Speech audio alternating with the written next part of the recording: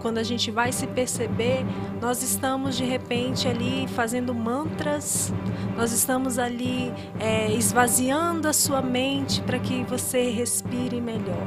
E a mente vazia, já dizia meu pai, é a oficina do diabo. Eles têm.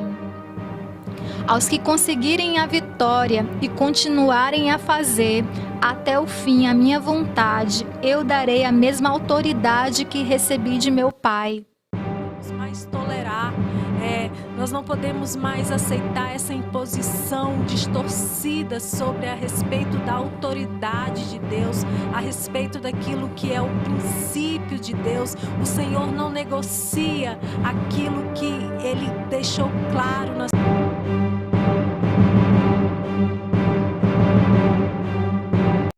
Então, determinadas situações, a gente começa a dizer assim, não, isso aqui a gente tem que tolerar, em nome do reino.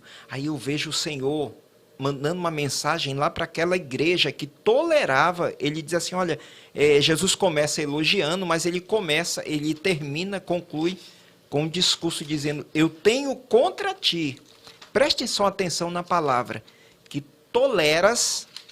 É uma palavra muito na moda hoje, né? Apocalipse 2. Leia aí para nós, pastor. Eu vou ler porque essa palavra me deixa assim, eu posso ler aqui? Pode. Eu vou começar aqui do verso 18, Apocalipse 2, verso 18, é a mensagem à igreja de Tiatira. Ao anjo da igreja de Tiatira, escreva o seguinte: esta é a mensagem do Filho de Deus, que tem os olhos que brilham como fogo e pés brilhantes como o bronze polido. Eu sei o que vocês estão fazendo. Sei que têm amor, são fiéis, trabalham e aguentam o sofrimento com paciência. Eu sei que vocês estão fazendo mais agora do que no princípio. Porém, tenho contra vocês uma coisa, que é que toleram Jezabel, aquela mulher que diz que é profetisa. E quando ele fala isso, ele está falando que Jezabel, que diz que é profetisa, ela ensinava dentro da igreja. Ela estava infiltrada dentro da igreja. Ela não estava fora, escarnecendo, mas ela estava dentro, infiltrada, ensinando.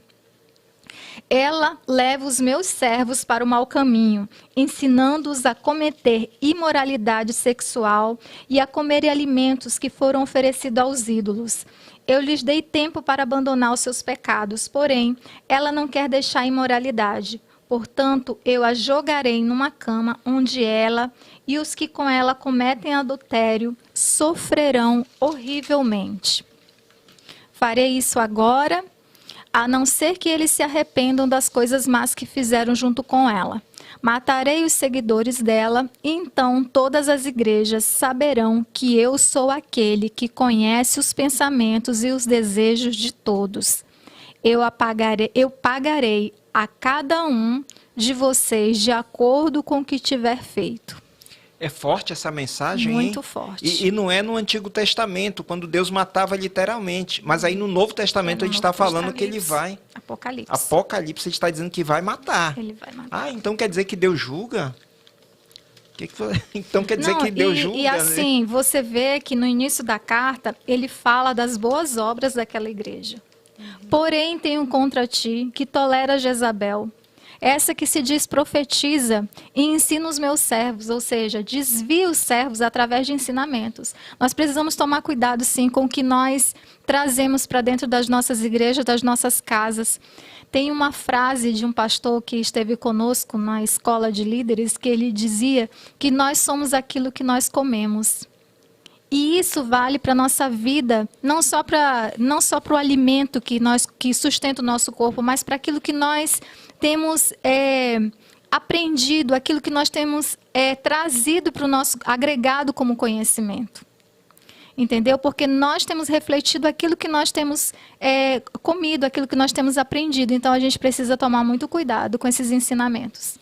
Pastor, aqui que essa questão dessa infiltração nas nossas igrejas, com ensinamentos muito sutis. Exatamente. Hoje eu comentava, antes de vir para cá com a pastora Vanesca, eu trabalho com desenvolvimento humano,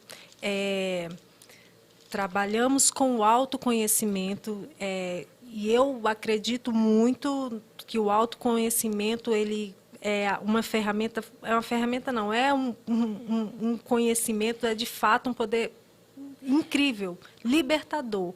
Mas eu procuro sempre ter o cuidado, porque há muita sutileza no meio desses ensinamentos.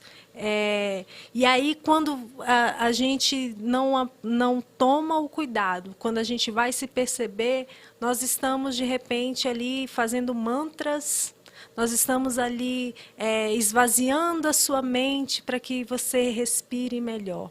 E a mente vazia, já dizia meu pai, é a oficina do diabo. Exatamente. Então, ter esse cuidado. As coisas são muito sutil. Ah, não, mas está todo mundo fazendo. Olha, mas olha essa música. Olha esse fundo musical. Exatamente. E aí, aonde que foi composta essa música? Qual é a base bíblica desse estudo? Porque às vezes as palavras, às vezes nós falamos coisas e nós dizemos, lá na Bíblia diz, e na verdade são dizeres populares, são crendices, são superstições, e nós tomamos como verdade, como sendo a palavra de Deus. Né? O homem, ele pode fazer muito, nós podemos nos autoajudar, sim, nós podemos ter o autocuidado, mas a resposta ainda vem de Deus. Aleluia. A quem dá a resposta certa é o Senhor. Quem faz milagre, meu irmão, minha irmã, é o Senhor Jesus. Usa a tua fé, pegue as ferramentas, use ao seu favor, mas entenda que não há nome que substitui o nome de Jesus. Às vezes eu vejo o Baal hoje, a idolatria hoje, às vezes está ali no pastor que está no auge, na pregadora que está no auge, no doutor, no escritor, no cantor, e a gente está esquecendo da essência. Não é muito comum hoje, nos nossos dias, a gente tem visto histórias que fulano divorciou, estava tudo bem, era o casamento do sonho, e era do meio cristão, e eram cantores, eram pastores, e de repente, e aí acontece e tudo desmorona, e as pessoas ali ficam, meu Deus, mas como eles eram... Porque são homens, são mulheres, pessoas, podem ser usados, podem até ter a unção ali de rei, mas não quer dizer que a presença de Deus permanece sobre a vida dele. Porque quando ele troca a presença de Deus, quando ele troca o altar de Deus, Deus simplesmente se retira. Então a gente tem que ter cuidado. É tudo muito suave, é muito sutil, é muito leve, tá na moda, tá normal, tá todo mundo fazendo. Né? Aí eu gosto muito de usar as frases do nosso dia a dia, né? Frase de mãe. Mas você não é todo mundo, você é filho de Deus. Então a gente tem que ter cuidado. Em relação a essa questão da tolerância, tem uma frase que nós usamos muito nessa questão do coach, que diz assim, a gente só convive com aquilo que a gente tolera. Nós estamos Tremendo, hein? convivendo com coisas que nós estamos tolerando. E aí, ai meu Deus, e aí... E nós estamos tolerando, nós estamos fazendo vista grossa, a gente é sempre naquela, tem nada a ver, o que é que tem, então... Se acontece alguma coisa e a primeira fase que te vem à mente não tem nada a ver o que tem, então começa a avaliar, examine, pois o homem a si mesmo, e aí tome deste cálice, coma deste pão, sente-se nessa roda, veja esse site, leia esse livro. Se você se pergunta, se a primeira coisa que te vier, faça o teste, não tem nada a ver o que tem, então você precisa repensar aí e ver se realmente não tem nada a ver.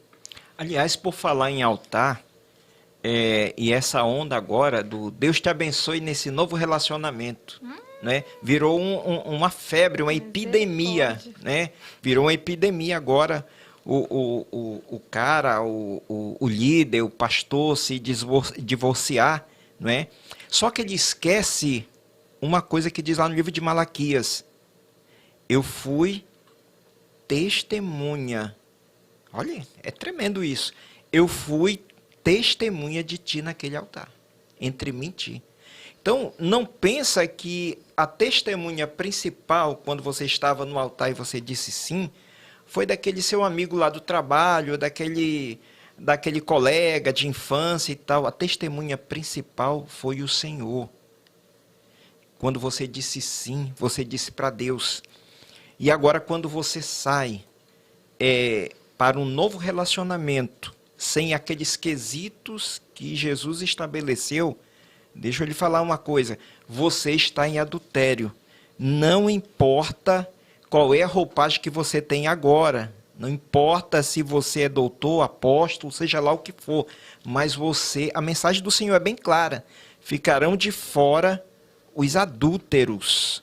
Então, essa história, e tem muito crente aí na internet, eu fico olhando, observando, e diz assim, olha, Deus abençoe você nessa nova jornada. Ainda tem o desplante de dizer Deus te abençoe, de falar no nome do Senhor. Nessa nova jornada. Nessa nova jornada, seja feliz. Então, hoje, o sistema diabólico de Jezabel está dizendo o seguinte, enganando as pessoas, dizendo que o mais importante não é fazer a vontade de Deus. O mais importante é ser feliz. Exatamente. Uma coisa tão sutil, né? Tão válida, é tão válido você ser feliz. Quem não quer ser feliz? Né? E é usado para disseminar essas deturpações da palavra de Deus, daquilo que é certo. Nós estamos aqui chegando à parte final dessa nossa live de oração, essa live profética, e vocês percebem que por trás, em torno de tudo isso, dessas problemáticas, dessa ausência do santo nos púlpitos, não é? Dessa coisa que você vê os altares se transformarem em verdadeiros palcos, com fumaça de gelo seco, que faz simulação da Shekinah, mas a Shekinah não desce. E você sai daquele encontro tão vazio quanto as outras pessoas que estão assistindo ali. E a gente percebe que tudo isso é sintoma de altar quebrado. Então, quando o altar está quebrado, existe manipulação, existe diversos tipos de manipulação que a gente já conversou agora há pouco, sobre aquela coisa do homem querer dominar o outro, subjugar o outro. Nós começamos a ver a questão do feminismo se espalhando no arraial do povo de Deus, o pragmatismo, o sincretismo religioso, não é? E qual é, neste momento, nós temos agora, as pessoas estão assistindo, tem gente assistindo no Reino Unido, na Inglaterra, tem pessoas em outros lugares do mundo assistindo essa live. E Deus nos colocou aqui hoje para dizer como o altar deve ser reconstruído. Deixa Deus usar vocês agora. Como o altar pode ser reconstruído? Eu vou usar a palavra, né? Eu vou usar a palavra, eu vou terminar de ler a carta à igreja de Tiatira. Essa carta foi escrita há muitos anos, há milhares de anos atrás, mas ela vale para mim e para você hoje, né? Não apenas para você que está nos assistindo, mas para todos nós que estamos aqui. Lá no versículo 24, ele diz assim, após a advertência, após falar para aquela igreja a respeito da tolerância a Jezabel, ele fala assim à igreja: porém, aí em Tiatira, o resto de vocês não seguiu esse mau ensinamento. Vocês não aprenderam o que alguns chamam de os segredos profundos de Satanás. Afirmo que não porei mais nenhuma carga sobre vocês. Mas até que eu venha, ouçam bem, mas até que eu venha, guardem bem aquilo que vocês têm. Aos que conseguirem a vitória e continuarem a fazer até o fim a minha vontade, eu darei a mesma autoridade que recebi de meu Pai. Autoridade sobre as nações para governá-las com uma barra de ferro e quebrá-las em pedaços como se fossem potes de barro. Eu lhes darei a estrela da manhã.